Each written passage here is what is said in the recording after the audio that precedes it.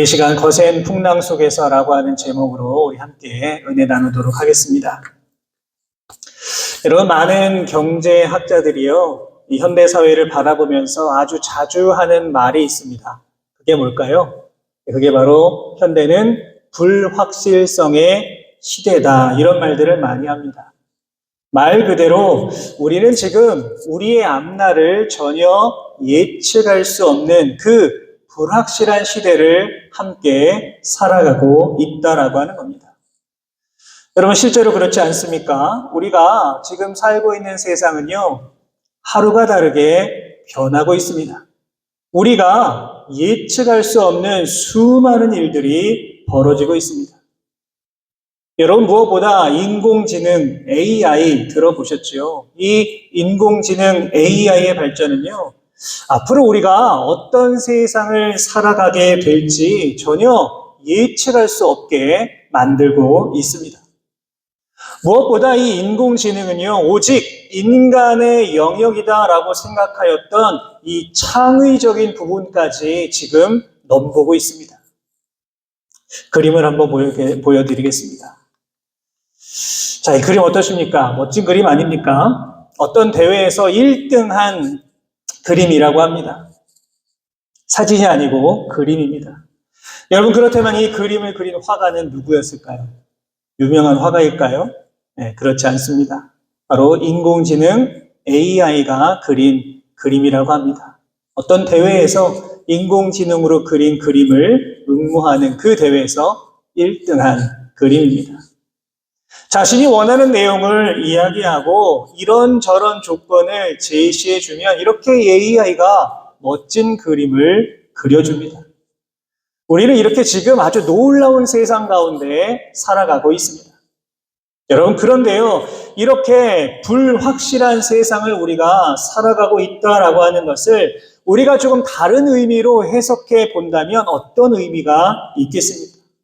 그것은 그만큼 우리에게 두려움과 근심과 걱정이 많아지고 있다라는 것을 의미하고 있는 겁니다. 왜 그렇습니까? 우리가 전혀 예측할 수 없는 그 수많은 일들로 인하여서 우리가 안심하며 살아갈 수가 없다라고 하는 것이죠. 자, 그렇다면 여러분, 우리는 이러한 시대 가운데 과연 어떻게 인생을 살아가야 되는 것일까요? 오늘 본문의 말씀을 통하여서 우리가 함께 그 해답을 찾아보는 귀한 시간이 되었으면 좋겠습니다. 먼저 오늘 본문 35절은 이렇게 시작합니다. 그날 저물 때에 제자들에게 이르시되 우리가 저편으로 건너가자 하시니. 여러분, 예수님께서는요, 공생의 기간 동안 아주 바쁘고 분주한 시간을 보내셨습니다. 이날도 마찬가지였습니다. 오늘 우리가 읽은 마가복음 4장의 말씀을 읽어보시면 예수님께서요, 비유를 통하여서 많은 사람들에게 수많은 복음의 말씀을 전해주신 내용이 기록되어 있습니다. 본문으로 볼 때 예수님이 언제부터 말씀을 전하셨는가 우리가 정확하게 알 수는 없지만 아마도 예수님께서는요, 아침 일찍부터 하루 종일 수많은 사역을 감당하셨을 겁니다. 그런데 예수님께서는 그 모든 사역을 마치고 이제 또 다른 곳으로 복음을 전하기 위하여 이동하고 계십니다. 여러분, 이처럼 예수님께서는요, 복음을 전하는 데 늘 최선을 다하셨습니다. 마가복음 3장 20절 말씀을 보니까 뭐라고 기록되어 있습니까? 예수님께서 너무나 바쁘셔서 식사할 겨를이 없으셨다라고 기록하고 있습니다. 하지만 여러분, 예수님께서 이렇게 바쁘고 분주하셨음에도 불구하고요, 여러분, 성경 어디를 읽어보더라도 예수님께서 이것을 좀 불편하게 여기셨다, 혹은 불평하셨다, 불만이 많으셨다, 이런 이야기는 찾아볼 수가 없습니다. 언제나 수많은 영혼들을요, 불쌍히 여겨주셨고 그들의 진정한 친구가 되어주셨고 그들의 아픔도 그들의 상처도 치유하여 주셨고 그들에게 참 평안과 안식을 허락하여 주셨습니다. 여러분, 불확실한 시대를 살아가고 있는 우리가 예수님의 이 모습을 통하여서 본받아야 되는 것이 무엇입니까? 그것은 바로 최선을 다해 사명을 감당하는 겁니다. 여러분, 우리 모두에게 주어진 시간은 그 시간의 총량은 전부 다 다릅니다. 하지만 여러분, 오늘이라고 하는 시간, 그러니까 2024년 7월 28일이라고 하는 이 시간은 우리 모두에게 다 동일하게 주어졌습니다. 앞으로 우리에게 얼마의 시간이 남아있을지 우리는 아무도 알 수가 없습니다. 당장 오늘 우리에게 어떤 일이 벌어질지 우리는 아무도 예측할 수 없습니다. 누가복음 12장 16절 이하의 말씀을 보시면 어리석은 부자의 비유가 나오지요. 이 부자는 밭에 소출이 너무 많으니까 어떻게 합니까? 기존의 곡간을 헐고 새로운 곡간을 짓고 거기에 모든 곡식을 다 쌓아둡니다. 그러면서 뭐라고 말합니까? 영혼아, 여러 해 쓸 물건을 많이 쌓아두었으니 평안히 쉬고 먹고 마시고 즐거워하자라고 말합니다. 무슨 의미가 있습니까? 이제 우리에게는 재물이 많으니 앞으로 계속해서 우리는 행복할 거야. 우리는 계속해서 쉬고 먹고 마시고 즐거워하면서 이 땅을 살아갈 수 있을 거야. 이렇게 생각을 한 겁니다. 그러자 하나님께서는 이 부자에 대해서 뭐라고 말씀하십니까? 우리 누가복음 12장 20절 말씀 같이 한번 읽어보겠습니다. 시작. 하나님은 이르시되 어리석은 자여 오늘 밤에 내 영혼을 도로 찾으리니 그러면 내 준비한 것이 누구의 것이 되겠느냐 하셨으니. 아멘. 여러분, 지금 하나님께서는요, 인간의 영혼이 어디에 달려있다라고 말씀하십니까? 하나님 손에 달려있다. 인간의 영혼은 하나님 손에 달려있다라고 지금 말씀하고 계십니다. 여러분, 그렇습니다. 우리가 지금 이 땅 가운데 얼마의 시간을 살아가게 될지 우리는 아무도 알 수가 없습니다.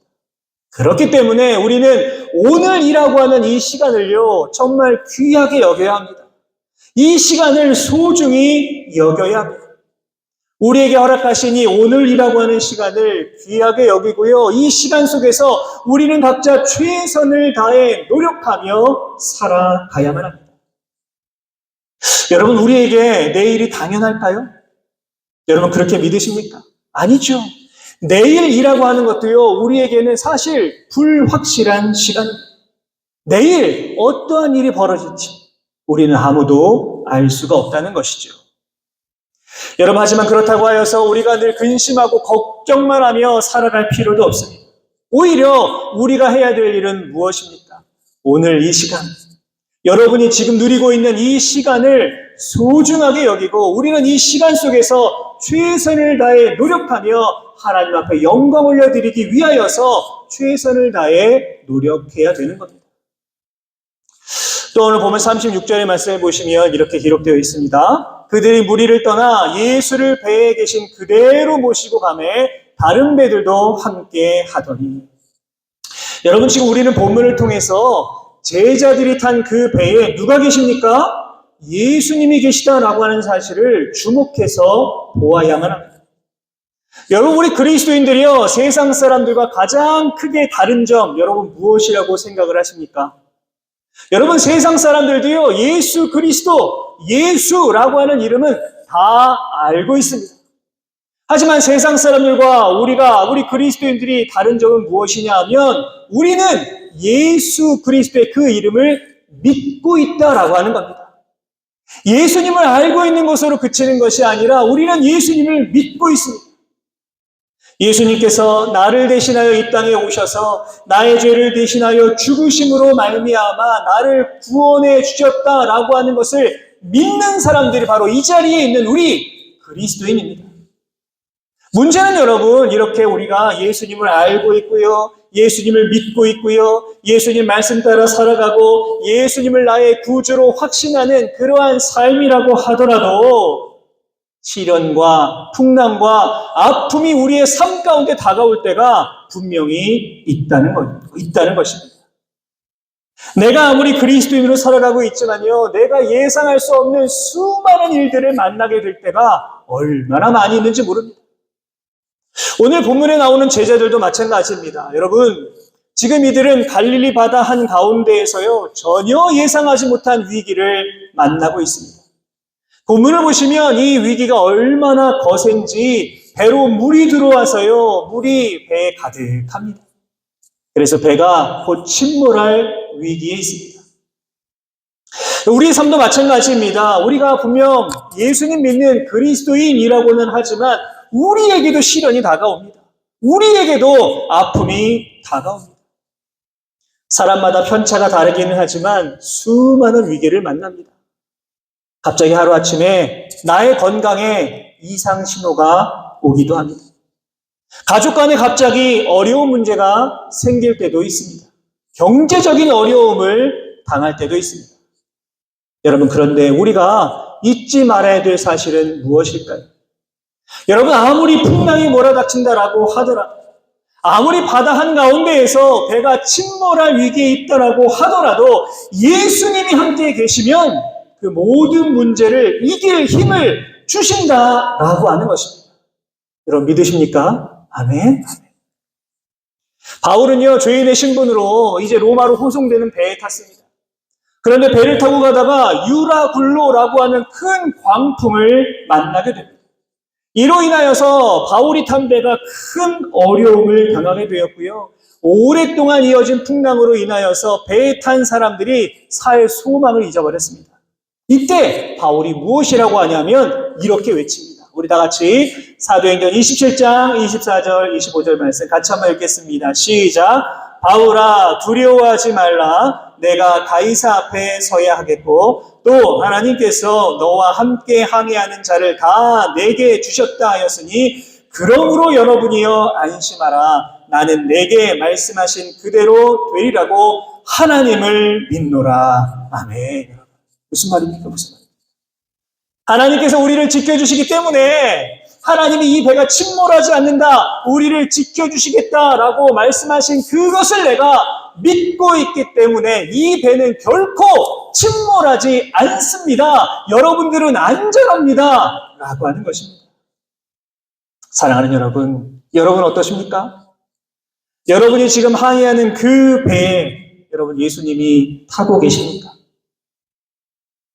혹시라도 여러분이 탄 배에 예수님이 보이지 않는다라고 한다면 오늘 이 시간 그 배에 예수님을 모실 수 있기를 바랍니다. 예수님이 우리와 함께 하실 때에 우리를 반드시 안전하게 지켜주실 것이고 이 불확실한 시대 가운데 우리를 안전한 목적지로 인도해 주실 것입니다. 자, 여러분, 그렇다면 예수님께서는 이 배 안에서 과연 무엇을 하고 계셨을까요? 엄청난 위기 아닙니까? 이 위기 가운데 예수님 뭐 하고 계셨습니까? 어디에 계십니까? 놀랍게도 예수님은요, 배의 고물에서, 고물이 어디일까요? 배 뒤편에서 주무시고 계십니다. 놀랍지 않습니까? 지금 말씀드렸듯이 비바람이요, 그냥 살랑살랑 불고 있는 게 아닙니다. 거의 태풍급, 메가톤급의 바람이 불고 있습니다. 여러분 배를 타고 여행 많이 해보셨으니까 아시겠지만 배를 타고 가다 보면요, 파도가 조금만 높아도 배가 막 흔들릴 때도 있고요. 저 같은 사람은요, 금방 멀미를 하게 될 겁니다.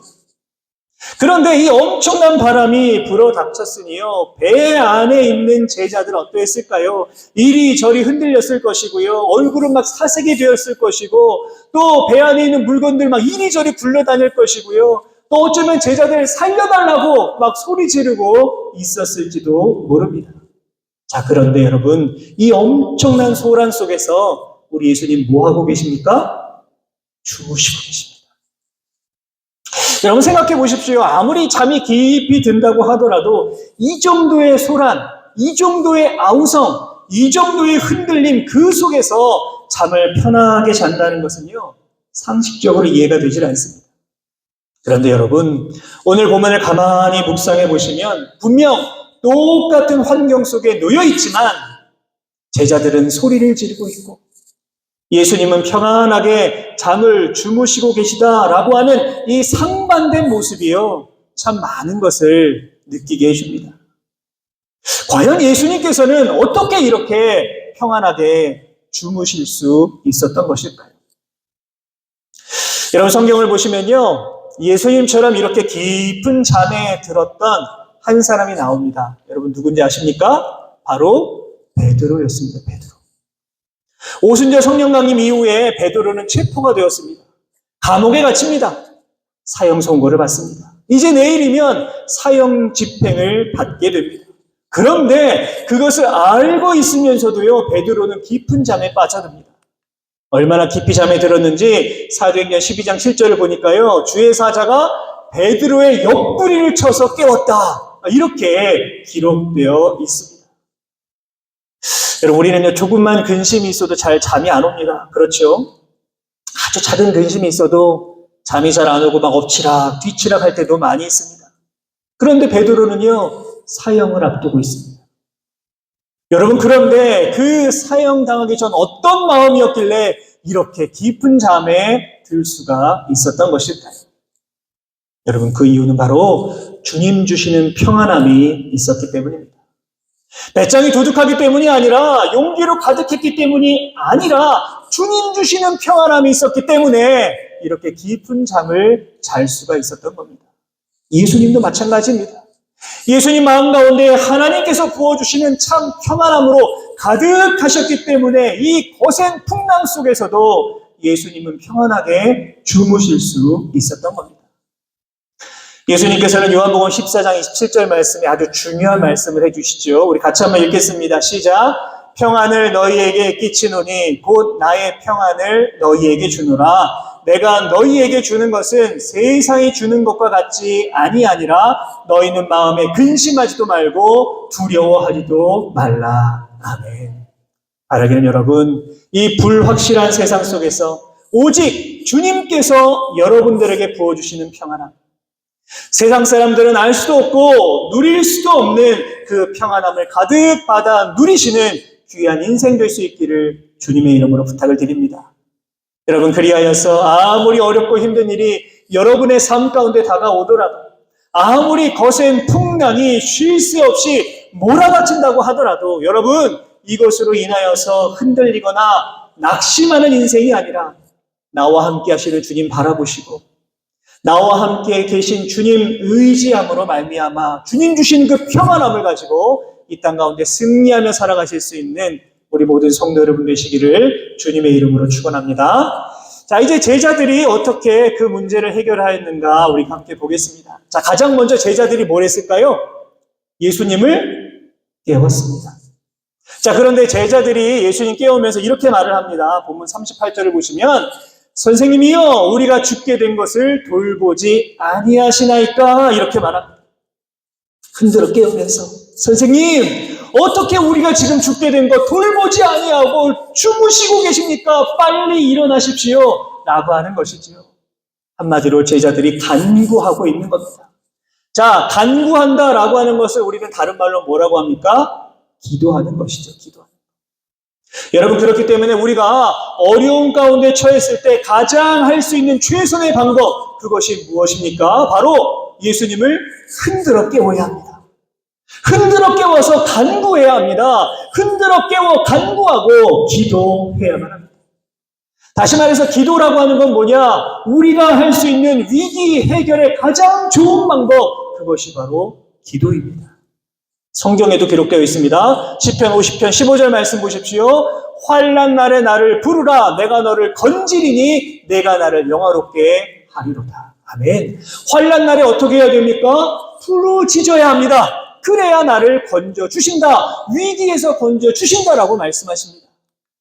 예레미야 33장 3절의 말씀 우리 같이 한번 읽겠습니다. 시작. 너는 내게 부르짖으라. 내가 내게 응답하겠고 내가 알지 못하는 크고 은밀한 일을 내게 보이리라. 아멘. 여러분, 주님은요, 우리의 기도와 우리의 간구를 기다리고 계십니다. 우리는 자꾸 주님을 깨워야 합니다. 우리가 주님을 흔들어 깨우는 것을 망설인다면요, 우리는 이 불확실한 시대 가운데 주님 주시는 평안함을 얻을 수가 없습니다. 주님께서는 지금 이 시간에도 우리의 기도, 우리의 간구를 기다리고 계신다라는 사실을 기억하셔서 주님 앞에 기도함으로 말미암아, 주님을 흔들어 깨우심으로 말미암아 우리의 모든 문제가 해결함을 받는 놀라운 은혜 받아 누리는 우리 모든 성도 여러분들 다 되시기를 바랍니다. 자, 그렇다면 이제 예수님께서는요, 이 간구, 흔들어 깨워서 간구하는 이 제자들에게 어떻게 응답을 하셨을까요? 우리 39절 말씀인데요. 같이 한번 읽겠습니다. 시작. 예수께서 깨어 바람을 꾸짖으시며 바다더러 이르시되 잠잠하라 고요하라 하시니 바람이 그치고 아주 잔잔하여 지더라. 아멘. 여러분, 상상력을 한번 발휘하셔서 이 모습을 직접 본 제자들이 어떤 모습이었을까 한번 상상해 보시기 바랍니다. 어떤 모습이었을까요? 저는 생각해 보니까 제자들 아마 넋이 나갔을 것 같아요. 예수님께서 바람과 바다를 향하여 잠잠하라, 고요하라 이렇게 말씀하시는 그 모습을 보면서, 그리고 갑자기 파도가 잔잔해지고 바람이 그치는 그 모습을 바라보면서 아마도 제자들은요, 할 말을 잃어버렸을 겁니다. 결국에 예수님을 통하여서 모든 문제가 다 해결이 된 것입니다. 자, 그런데 예수님 이 다음에 뭐라고 하셨을까요? 40절입니다. 이에 제자들에게 이르시되 어찌하여 이렇게 무서워하느냐? 너희가 어찌 믿음이 없느냐 하시니.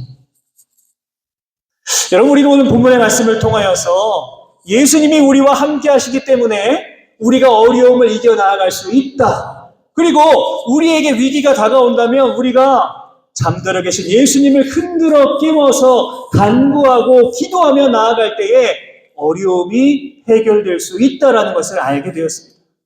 하지만 여러분, 우리가 분명히 이것을 알고 있음에도 불구하고 우리는 너무나 연약한 존재입니다. 여러분, 우리가 그리스도인으로 이 땅을 살아가고 있음에도 불구하고요, 늘 세상 가운데 자신이 없을 때가 많이 있습니다. 본문에 나오는 제자들도 마찬가지입니다. 여러분, 제자들은요, 배에 타기 전까지도 예수님이 하시는 말씀을 들었습니다. 그 너무나도 귀한 복음의 말씀을 이들은 다 들었습니다. 어디 그뿐입니까? 예수님 곁에서 예수님이 보여주시는 이적과 기사를 다 곁에서 본 사람들입니다. 또한 풍랑 속에서도 분명 이 배에 예수님이 계시다라는 것을 알고 있었지만 제자들은 여전히 불안에 떨고 있습니다. 여러분, 그렇다면 그 이유가 무엇입니까? 그게 바로 믿음이 없기 때문입니다. 여러분, 그렇다면 과연 우리들의 모습은 어떠합니까? 만약 여러분들이 그 배에 타고 있었더라면, 만약 여러분들이 그 풍랑 한가운데 있었더라면 여러분들은 어떤 모습을 보여주셨겠습니까? 예수님께 어찌하여 너 이렇게 믿음이 없느냐라고 하는 책망받지 않을 자신 있으십니까? 여러분, 너무나 안타깝게도 우리는 세상 가운데 무서워 떠는 경우가 참 많이 있습니다. 하지만 빌립보서 4장 6절은 우리에게 이렇게 말씀하십니다. 아무것도 염려하지 말고 다만 모든 일에 기도와 간구로 너희 구할 것을 감사함으로 하나님께 아뢰라. 아멘. 우리 다 같이 한번 읽어보겠습니다. 마지막입니다. 시작. 아무것도 염려하지 말고 다만 모든 일에 기도와 간구로 너희 구할 것을 감사함으로 하나님께 아뢰라. 주님께서는 분명 우리에게 너 구해라, 간구해라 이렇게 말씀하셨지만 우리가 구하지 못하고 스스로 좌절할 때도 얼마나 많이 있는지 모릅니다. 사랑하는 여러분, 우리를 지금 가로막고 있는 장애물 무엇이 있습니까? 지금 우리가 어려워하고 마음속에 아파하고 있는 이유는 무엇입니까? 혹시라도 우리가 내 곁에 계신 주님 바라보지 못하고 주님을 흔들어 깨우지 못하고 내가 문제 해결해야지 라고 생각하며 이 세상을 살아가고 있는 것 아닙니까? 오늘 이 시간 우리들의 모습을 깊이 돌아보았으면 좋겠습니다. 혹시라도 이 위기 속에서 우리 주님 아직까지 잠들어 계십니까? 여러분, 그렇다면 이제 우리가 해야 될 일은 무엇입니까? 예수님을 흔들어 깨워야 합니다. 흔들어 깨우고 예수님 앞에 우리의 모든 짐을 다 내려놓고 기도하십시오. 그리하여서 잔잔하라, 고요하라 말씀하시며 나의 모든 문제를 다 해결해 주시는 우리 주님을 깊이 만나시고, 무엇보다 이 불확실한 시대 가운데 우리에게 확실한 이정표를 보여주시며 우리를 믿음으로 인도하여 주시는 주님을 의지하심으로 말미암아 이 세상 가운데 승리하며 살아가실 수 있는 저와 우리 모든 성도 여러분 되시기를 주님의 이름으로 축원합니다. 기도하겠습니다.